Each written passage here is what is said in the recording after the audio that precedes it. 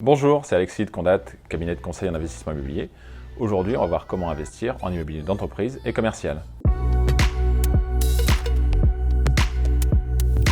L'objectif de cette vidéo, c'est de voir pourquoi et comment investir en immobilier d'entreprise et commercial, c'est-à-dire investir dans l'immobilier de bureau, dans les murs commerciaux, locaux commerciaux, les entrepôts, locaux d'activité.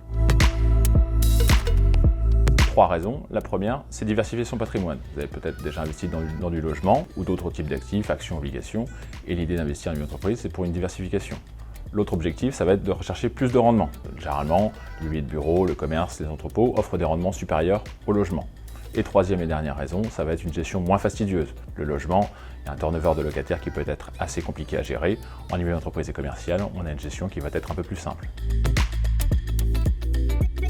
Vous souhaitez investir en immobilier d'entreprise et commercial, trois solutions s'offrent à vous. La pierre papier, le club deal ou en direct. La pierre papier, c'est quoi? C'est investir au travers d'un fonds d'investissement qui va recouvrir une forme juridique diverse. Ça peut être une SCPI, un EPCI ou une SIC. Le gros avantage de ces structures, c'est une gestion totalement déléguée de votre investissement. L'autre avantage, c'est la diversification du patrimoine.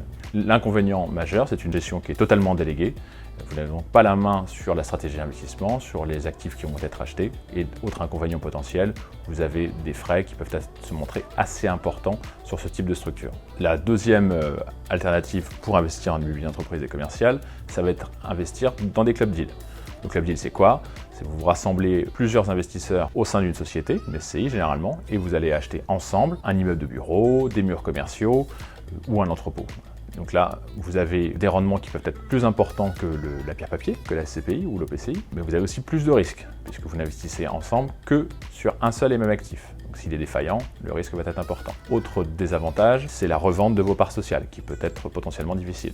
Et dernière solution, c'est d'investir en direct. Donc là, vous êtes un investisseur privé en direct et vous achetez des murs commerciaux, du bureau, de l'entrepôt. La méthode qui peut être la plus rentable, puisque pour le coup, il n'y a pas de frais, vous gérez totalement le processus d'acquisition et d'investissement, mais il est aussi sans filet. C'est-à-dire que si vous trompez, vous faites une erreur dans votre stratégie d'investissement, si votre locataire est défaillant, vous en supportez totalement le poids et vous devrez gérer la recommercialisation. Voilà les trois méthodes pour investir en immobilier d'entreprise et commercial, la pierre papier, le club deal et en direct. On vous invite d'ailleurs à mixer ces trois solutions. On va s'attarder sur l'investissement en direct. Dans cette configuration, vous souhaitez devenir, à proprement parler, un investisseur immobilier. La bonne méthode, selon nous, en 5 étapes. La première, c'est définir sa stratégie d'investissement. Quel type d'actifs vous allez regarder, étudier, quel montant et sur quel secteur géographique. La deuxième étape, c'est de construire un montage juridique et financier approprié à votre stratégie d'investissement.